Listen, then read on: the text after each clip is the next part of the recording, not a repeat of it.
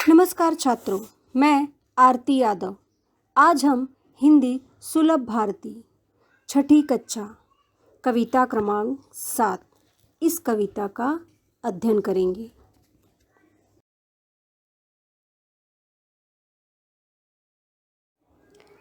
बच्चों, आपको पता है ऐसी कौन सी चीज़ है जिसका जन्म पहाड़ों के बीच होता है और सागर में मिल जाती है? सोचो सोचो, ऐसी कौन सी चीज़ है जो सागर में जाकर मिल जाती है? हाँ बच्चों, वो है नदी। तो बच्चों, आज की जो हमारी कविता है वो है नदी कंधे पर। तो हम इस कविता का अध्ययन करेंगे।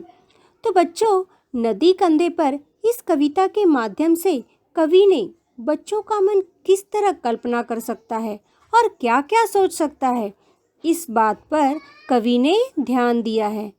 और हमारे मन पे तो किसी की पाबंदी होती नहीं और किसी का बस नहीं चलता। हम तो कुछ भी सोच सकते हैं, कुछ भी कल्पना कर सकते हैं। और कवि ने इसी कल्पना और इसी यथार्थ को दर्शाया है।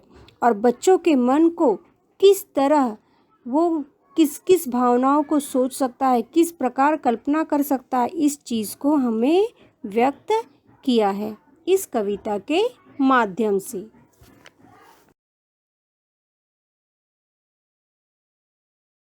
छात्रों, आज की जो हमारी कविता है नदी कंधे पर, इस कविता के कवि हैं प्रभुदयाल श्रीवास्तव जी, जिनका जन्म 4 अगस्त 1944 धर्मपुर, दमोह, मध्य प्रदेश में हुआ है। इनकी प्रमुख रचनाएं बच्चों बुंदेली लघु कथाएं, लोकगीत, दैनिक भास्कर, नव भारत में बाल गीत आदि हैं बच्चों। इनका जो प्रमुख परिचय है, आप विगत 2 दशकों से कहानी, कविताएं, व्यंग, लोक कथाएं, गज़ल आदि लिखते हैं। तो बच्चों ध्यान देना, हमारी कविता के कवि प्रभुदयाल श्रीवास्तव जी हैं।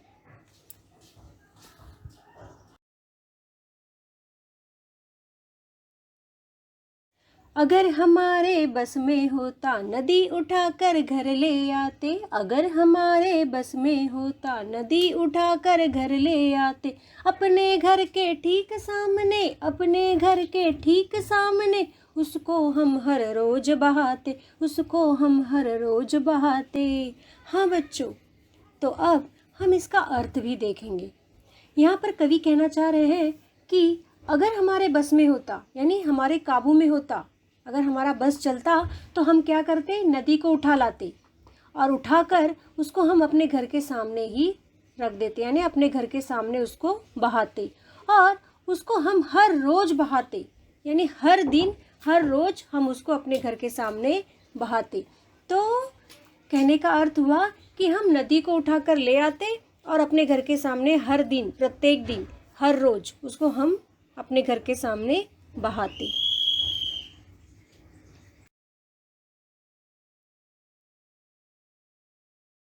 कूद कूद कर उछल उछल कर, कूद कूद कर उछल उछल कर, हम मित्रों के साथ नहाते, हम मित्रों के साथ नहा, कभी तैरते कभी डूबते, कभी तैरते कभी डूबते, इतराते गाते मस्ताते, इतराते गाते मस्ताते।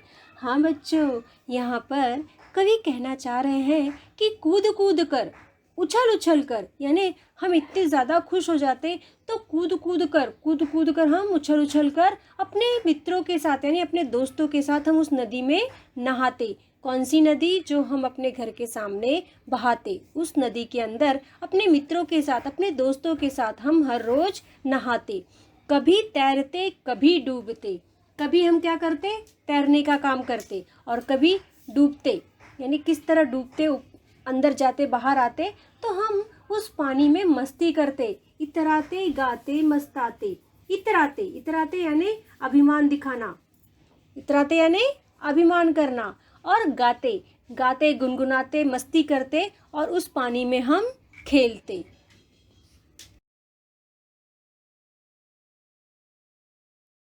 अब हम अगले पद पर चलते हैं।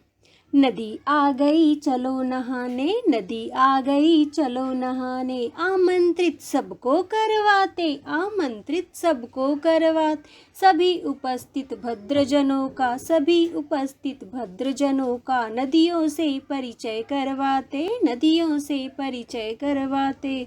अर्थात बच्चों, यहाँ पर कवि कहना चाह रहे हैं कि हम आमंत्रित करते, आमंत्रित करना यानी निमंत्रण देना, सबको बुलाते। कहाँ पर बुलाते? नदी में नहाने के लिए, नदी में नहाने के लिए हम सबको निमंत्रण देते, सबको बुलाते। और सभी उपस्थित भद्रजनों यानी उपस्थित यानी जो वहाँ पर हाजिर होता, भद्रजन यानी श्रेष्ठ जन, सभ्य जन, सभी उपस्थित भद्रजनों का नदियों से परिचय करवाते, यानी जो वहाँ पर उपस्थित होते, जो सज्जन वहाँ पर उपस्थित होते, उनसे हम क्या करते? नदियों का, जो नदी आ गई है उसका हम परिचय करवाते सबसे।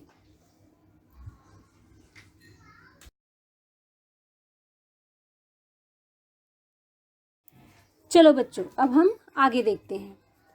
अगर हमारे मन में आता, अगर हमारे मन में आता, झटपट नदी पार कर जाते, झटपट नदी पार कर जाते, खड़े खड़े उस पार नदी के, खड़े खड़े उस पार नदी के, मम्मी मम्मी हम चिल्लाते, मम्मी मम्मी हम चिल्लाते।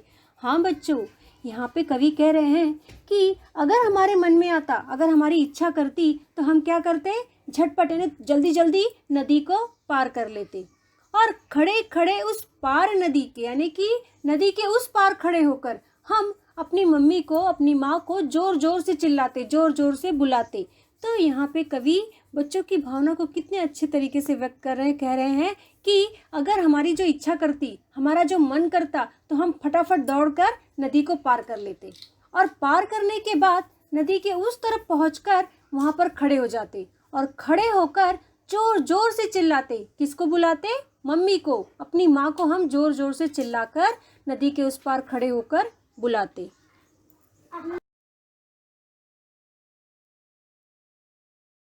शाम ढले फिर नदी उठाकर, शाम ढले फिर नदी उठाकर, अपने कंधे पर रखवाते, अपने कंधे पर रखवाते, लाए जहाँ से थे हम उसको, लाए जहाँ से थे हम उसको, जाकर उसे वहीं रख आते, जाकर उसे वहीं रख आते।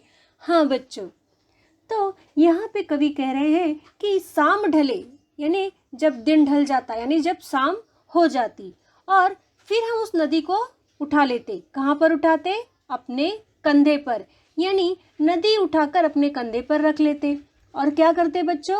और जहाँ से हम उसको लेकर आए थे, जिस स्थान से, जिस जगह से हम नदी को उठाकर लाए थे, उसी जगह पर, उसी स्थान पर ले जाकर वापस रख देते। यानी कि हमने नदी को उठाकर जिस स्थान से लाया था, उसी स्थान पर हम वापस ले जाकर रख देते।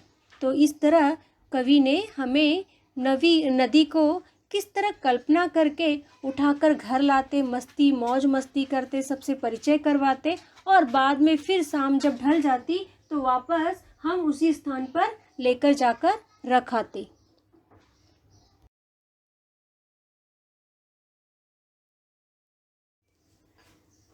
चलो बच्चों, हमने अभी कविता का वाचन किया, और कविता के वाचन के साथ साथ हमने उसके भावार्थ को भी देखा, अर्थात उसके अर्थ को भी ध्यान दिया।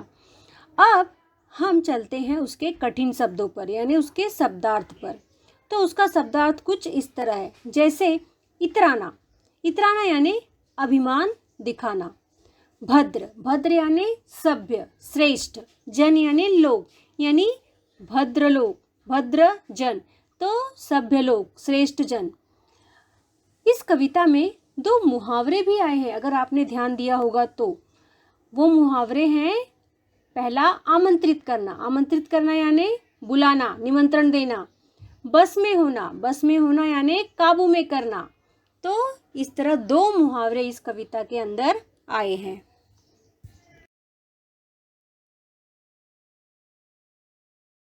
चलो बच्चों, अब हम थोड़ा स्वाध्याय देखते हैं, अर्थात बच्चों इस कविता के स्वाध्याय पर चलते हैं।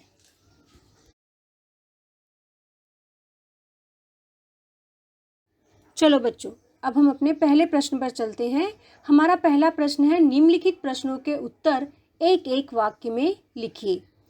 इसमें नंबर 1, बच्चे सबको किस लिए आमंत्रित करते? तो इसका उत्तर इस तरह है, बच्चे सबको नदी में नहाने के लिए आमंत्रित करते। नंबर 2, मित्रों के साथ बच्चे नदी में किस तरह नहाते? तो उत्तर क्या आएगा बच्चों? मित्रों के साथ बच्चे नदी में कूद कूद कर, उछल उछल कर नहाते। इस तरह इसका उत्तर हम लिख सकते हैं।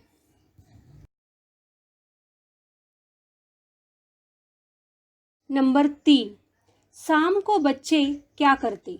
उत्तर, शाम को बच्चे फिर से नदी को कंधे पर रखकर जहाँ से ले आए थे वहाँ पर रख आते। इसी तरह नंबर 4, बच्चे नदी का परिचय किन से करवाते? तो इसका उत्तर आएगा कैसे बच्चों? इसका उत्तर इस प्रकार है, बच्चे नदी का परिचय भद्रजनों से करवाते।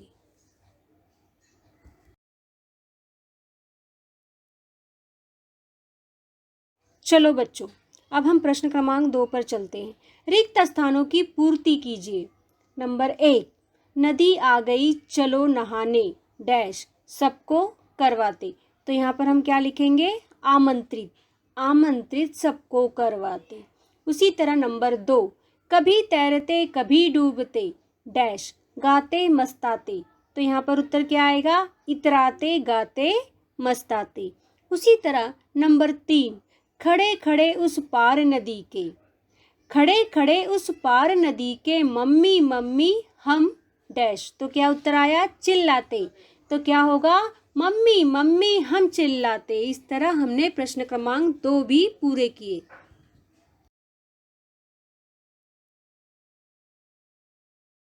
चलो बच्चों, अब हम प्रश्न क्रमांक 3 पर चलते हैं। प्रश्न क्रमांक 3, आकृति पूर्ण कीजिए। नंबर 1, बच्चों का बस चलता तो वे, अर्थात बच्चों तो वे क्या करते?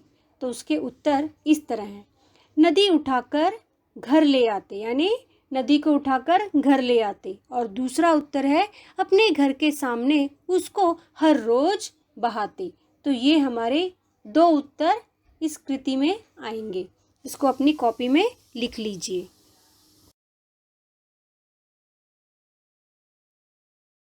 अब हम प्रश्न क्रमांक 2 पर चलते हैं। बच्चे नदी में क्या करते? तो बच्चे नदी में तैरते, डूबते, उछलते कूदते, मित्रों के साथ नहाते। इस तरह बच्चे नदी में मस्ती करते, यानी इस तरह के कार्य बच्चे नदी में करते।